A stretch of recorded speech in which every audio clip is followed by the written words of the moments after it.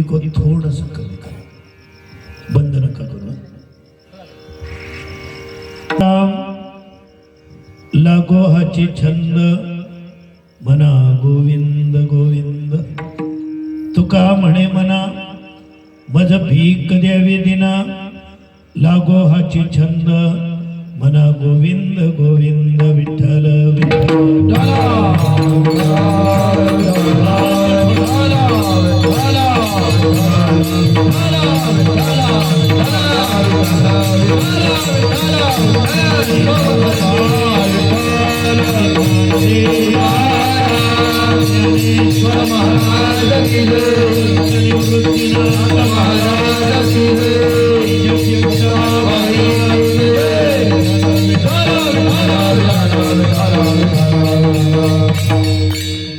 लोकाभिरामं रणरंगधीरं राजीवनेत्रं रघुवंशनाथं कारुण्यरूपं करुणाकरन्तं श्रीरामचन्द्रं शरणं प्रपद्ये.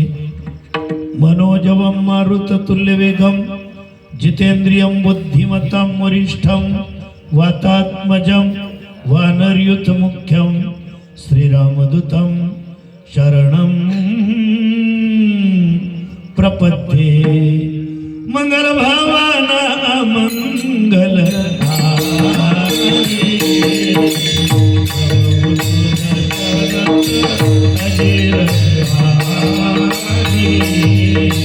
जय जय हनुमान गोसाई. गुरुदेव की नाय. जय जय जय हनुमान गोसाई. कृपा करो गुरुदेव की नाय.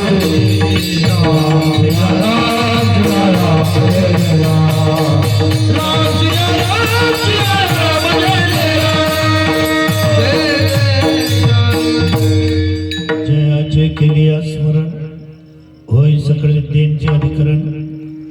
तेच बंधू श्री चरण श्री गुरूंचे तेच नमस्कारोनी आता करी हेचे काम. मना जपे राम राम. अभंग जगद्गुरु तुकाराम महाराजांचा अत्यंत छोटा 3 चरणांचा. या अभंगामध्ये जगद्गुरूंनी जनाला नाही मनाला उपदेश केला. जनाला नंतर सांगावं लागतं, अगोदर मनाला. मार्गदर्शनही अगोदर मनालाच करावं लागतं आणि लाजही अगोदर मनालाच वाटू द्यावी लागते. जनाचं नंतर. मन आपलं आहे. कधी मन सांगेल तसं आम्ही वागतो, तर कधी आम्ही सांगू तसं मनाला वागायला लावायचं. आम्ही आणि आमचं मन. ज्याप्रमाणे गृहस्थाश्रमामध्ये पती पत्नी शरीर 2 पण मत एक असतं. मत आणि मनामध्ये फरक आहे. मत हे मतीपासून निर्माण होतं. मती म्हणजे बुद्धी. आणि मन बुद्धी चित्त अहंकार. थोडासा आवाज कमी करा, थोडासा, अगदी कमी आहे. मन बुद्धी चित्त अहंकार अंतकरण चतुष्टयाचे हे प्रमुख 4 भाग आहेत. मन हा स्वतंत्र विषय आहे. बुद्धी स्वतंत्र आहे. चित्त याही पलीकडे. आणि याच्यातून जी निर्मिती होते तिला अहंकार म्हटलंय. अहंकार म्हणजे नुसता अभिमान नाही. हा कधी या तिघांच्याही पलीकडे जाऊन जे स्वतंत्र तयार होतं त्याला अभिमान म्हणतात.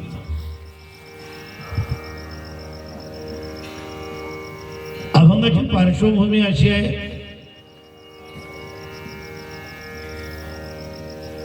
जगद्गुरु तुकाराम महाराज मनाला एक सांगतायत, हे मना तू एक कर. 1000 कामं तुला पटतील तशी करतो ना तू. तुला एकच काम सांगतो, पण जे मी सांगेल ना ते हेच काम आहे. हेच हेच हेच हो हो. करी हेच काम, एवढंच एक काम कर म्हणा, जपे राम राम. तू राम नामाचा जप कर. आणि नुसता जप करायचा याचा अर्थ असा नाही माळा मोजत बसायच्या. मनाला सांगितलं, मनाला कुठे हात आहे, मनाला कुठे डोळे. मन ही स्थिती आहे. मन काय भानगड आहे नेमकं आपल्या शरीरातलं. अस्तित्व नसूनही अधिराज्य ज्याचं शरीरावर आहे असं मन. हेच काम कर, एवढंच तुला सांगतोय. राम राम जप, राम नामाचा जप कर. आणि हो, जो जप करशील ना, लागो हाची छंद, त्या नामाचा तुला छंद लागला पाहिजे. म्हणा गोविंद गोविंद.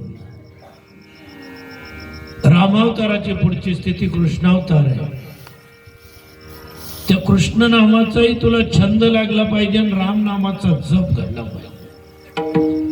ज्याला जप राम नामाचा आहे, छंद कृष्ण नामाचा आहे, तोच विठ्ठलाची भक्ती करू शकतो. कारण विठ्ठल ही राम आणि कृष्ण यांची संयुक्तिक अवस्था आहे, अवतार नाही. विठ्ठल अवतार नाहीच, अवस्था आहे विठ्ठल. मग लागवा हाची छंद, म्हणा हा छंद तुला लागला पाहिजे गोविंद नामाचा. बस या पलीकडे तुला काही सांगत नाही. तू का म्हणे, म्हणा माझं भीक द्यावी तिला. तुला विनंती करतोय, अगदी लाचार आणि याचक बनून स्वतःच्या मनाला सांगितलं, तुझ्याकडे एवढीच भीक मागते की तुला गोविंद नामाचा छंद लागावा आणि राम नामाचा तुला जप घडावा, एवढीच अपेक्षा आहे. करी हेचे काम, म्हणा जपे राम राम पांडुरंग. करू प्रथम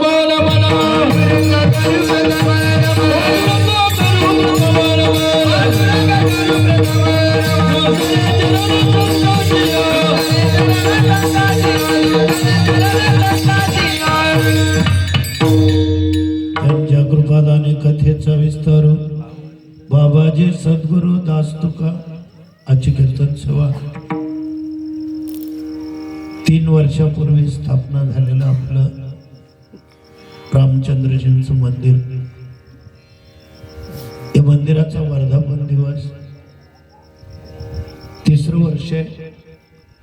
आणि त्यातल्या त्यात सुदाम लहू पाटील यांना नातू झालेला असल्यामुळे, म्हणजे श्री कोमल सुदाम पाटील यांना पुत्ररत्न प्राप्त झाल्याबद्दल जन्मोत्सव, या दोघं संयुक्तिक कारणाने आजची कीर्तन सेवा आयोजित केली. कीर्तनाचं तसं तुमचं प्रयोजन आयोजन वेगळं होतं, इथले वक्ते वेगळे होते. बरीच मंडळी ती अपेक्षा ठेवून इथे आलेले असतील आणि इथे येऊन त्यांचं हिरमोड होणं साहजिक आहे. त्यामध्ये तर बठ्या मागडले,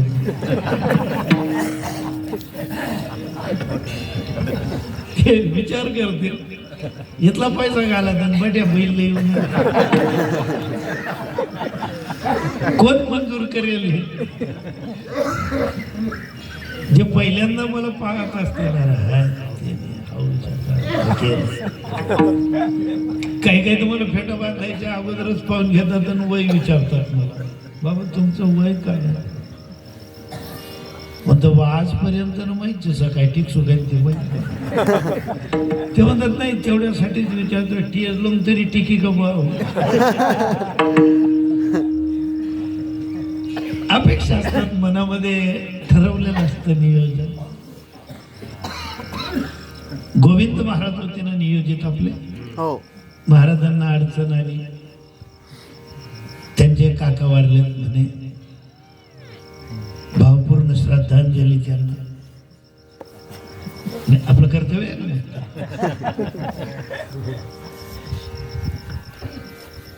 अडचणी येतात, येऊ शकतात, आम्हालाही येतात, घडतात जीवनामध्ये घटना. अशा घटना घडल्या आहेत की मी 13-14 वेळेस माझी सासू मेली असे सांगितलेले.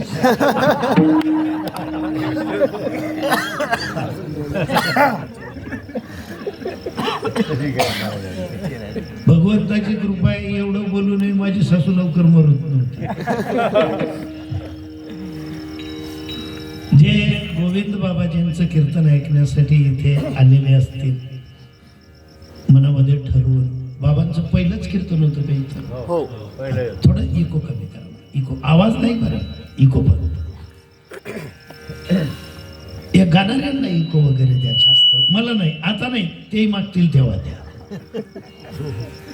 साऊंड चांगला आहे तुमचा, ओपन वातावरण असल्यामुळे थोडा घोळ होतोच.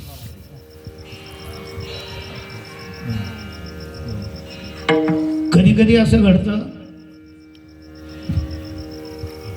चला बा आता ऐकायला आलो तर ऐकूनच घेऊ.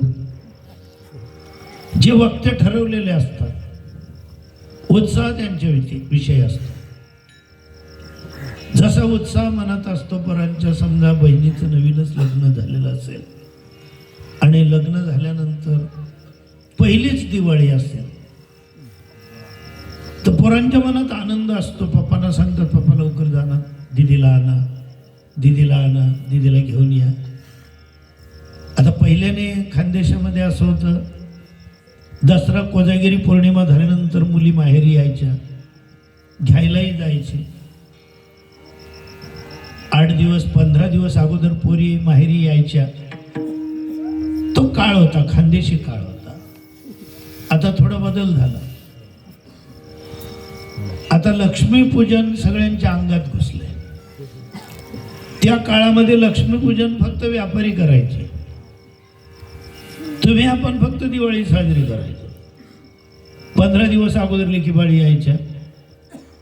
पण आता ते गेलं, हिरमोड झाला. घ्यायलाही जायच्या अगोदरच ते सांगतात, नाही आमने लक्ष्मी आमनगर, लक्ष्मीपूजन करून पाठवू. ते आपल्या सगळं लक्षात येतं. बोलता लक्ष्मीपूजन करणारा उई घ्या तुम्ही, नुसतं व्याजपीठी राहिनं, सोसायट्याचा जनता लक्ष्मीपूजन करायचं, सगळं कळतं ते. पण रिवाज म्हणून तुम्ही आपण मान्य की चला बा ठीक आहे. त्या काळामध्ये पोरींना लवकर पाठवायचे, 8-15 दिवस.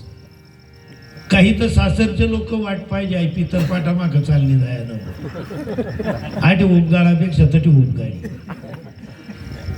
काही पोरींना तर घ्यायला दिवाळी झाली की दुसऱ्याच दिवशी जायचे, चांगला स्वभाव त्यांचा. काही पोरींना इथूनच वॉर्निंग, कोपडी वाशा येऊ नको, म्हणजे शांतता होऊ दे बा. त्या पोरांचा उत्साह, दीदीला आणा, दीदीला आणा. पप्पा गेले घ्यायला दिवाळीच्या 4-5 दिवस अगोदर. पोरीच्या घरी जाऊन पोहोचले. मुलीने एकच सांगितलं, म्हणे पप्पा एक करा,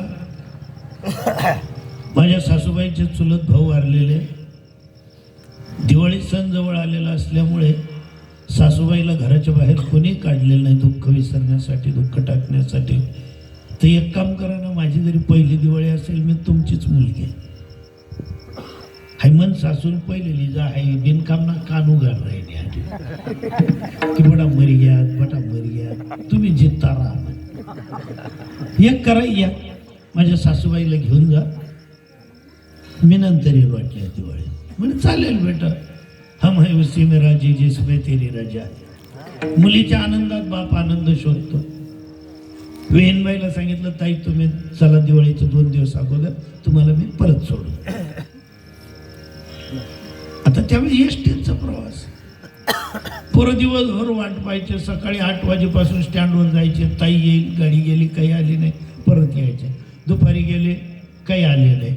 संध्याकाळी गेले, काही आली नाही. 6:30 वाजता शेवटची गाडी त्यांच्या गावावरून जात होती. पोरं कंटाळले की ताई आली नाही, आली नाही, आली नाही. शेवटच्या गाडीला पाहिलंच गेले. गल्लीत खेळायला लागले आणि नेमके पप्पा वेहिनबाईला घेऊन उतरले. आता वेहिनबाई काही पुढच्या गल्लीने आल्या नाही, दुःख असल्यामुळे मागच्या गल्लीने आल्या. आणि मागच्या गल्लीने जशा घरात आल्या, घरात बसल्या वेहिनी आणि घरमालक बाहेर आले. पप्पांना आलेलं पाहून पोरं एकदम पळत सुटले. पप्पा आले असं नाही, पप्पांना पाहिलं आणि जसे पळत सुटले, ताईवली ताईवली ताईवली ताईवली ताईवली. आणि जसा गरमा पैनात पोरे उमरट विधी केली ते असले, एकदम उत्साह ताईवणी ताईवणी ताईवणी. आणि एकदम ती जळलेली का हाय वणी. तसा आज बऱ्याच लोकांना वाटतं त्याला जलदे काढून तो नाही आणि हाऊही विठ्ठल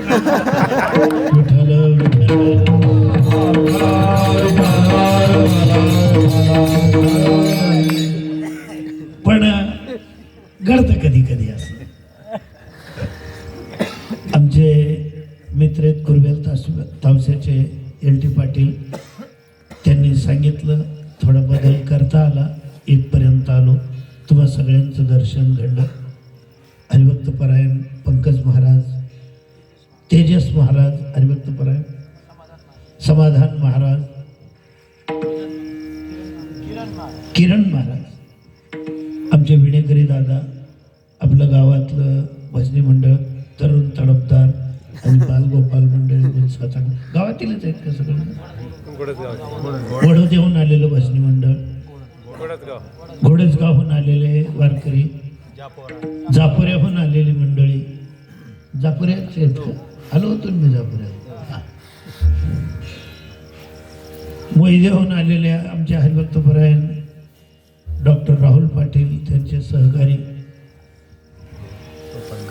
इथे आल्यानंतर थोडं लवकरच आलो, सगळ्यांची ओळखी झाल्या, बऱ्याचशा गप्पा गोष्टी झाल्या. आमचे सोपान महाराज, त्यांचे व्याहीभाव पण मिळाले. आले ना कीर्तनाला? कथा आहे.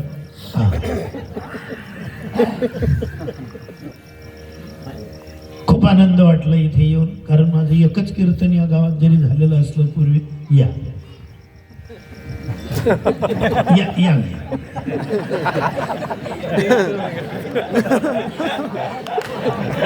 हात जोडाना बी धर्म.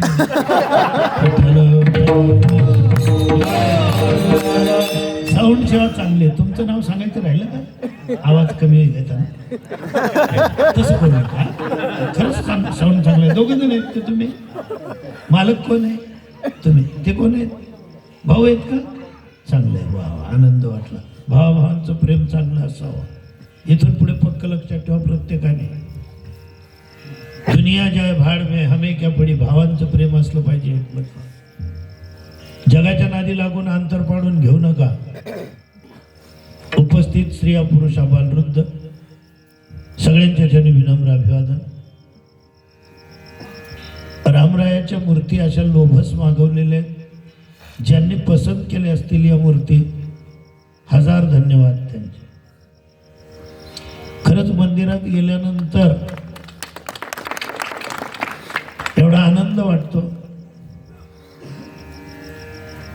एका ठिकाणी तर रामरायाच्या मंदिरात गेलो आणि हातात बाणच नाही, नुसता हात असा. ते बाणच नाही खाली टेकवलेलं. म्हटलं का बाण कुठे गेलं? धनुष्य. कोणतरी मार दिला. रामना बाण मारा नवीन रावण म्हणून. म्हटलं तुम्ही गावकऱ्यांचं लक्ष नाही का? कन्हैयाच्या तोंडात बासरीच नाही, नुसता हात असा. अरे म्हणता अशी काडीचं घालते. दुरून पाहणाऱ्यांना बासरी वाटेल. मंदिर बांधणं नुसता हे नसावं. त्यानंतरच्या व्यवस्था खूप महत्वाची. इथे आल्यानंतर दादासाहेबांनी मला सांगितलं, इथे मुलांचा नित्यनियम चालू असतो, मुलं भजन करतात. आनंद वाटला. हा इंटरेस्ट कायम ठेवा.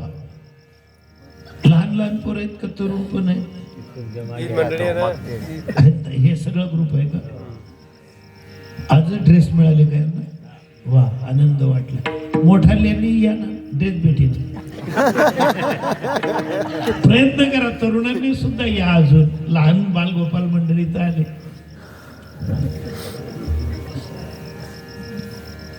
एकदा मंदिरामध्ये जाऊन एकटक रामरायाकडे, जानकीजींकडे, लक्ष्मणजींकडे पहा. आणि रामाकडे पाहिल्यानंतर तर वाटतं, तेरी मंद मंद मुस्कनिया पे, तेरी मंद मंद मुस्कनिया पे. इको देऊ नका. बलिहार राघवजी, बलिहार राघवजी, बलिहार बलिहार मंद मंद मुस्कनिया. सगळे म्हणा मुस्कलिया के तेरी मंद मंद मुस्कलिया पे मंद मुस्कलिया के बलिहार राघवजी बलिहार राघवजी नहीं बलिहार राघवजी बलिहार राघवजी नहीं ये तुम्हाला कळू तेरे बाल बड़े घुंघराले लगते हैं काले काले तेरे बाल बड़े घुंघराले लगते हैं काले काले बाल बड़े घुंघराले लगते हैं बादल काले तेरे बाल बड़े घुंघराले लगते हैं बादल काले तिरछी चितवनिया पे चितवनिया पे तिरछी चितवनिया पे चितवनिया पे बलिहार राघवजी बलिहार राघवजी बलिहार राघवजी बलिहार राघवजी मंद मंद मुस्कनिया पे बलिहार राघवजी बलिहार राघवजी रामचंद्रजींच्या चेहऱ्यावरचं आणि ओठावरचं स्मित हास्य पाहून असं वाटतं की तुझ्यावरून जीव ओवाळून फेकून द्या.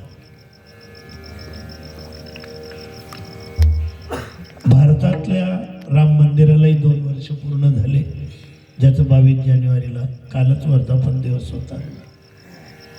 तुमच्या मंदिराचं तर भाग्य आज वसंत पंचमी, महाभाग्यवान जगद्गुरु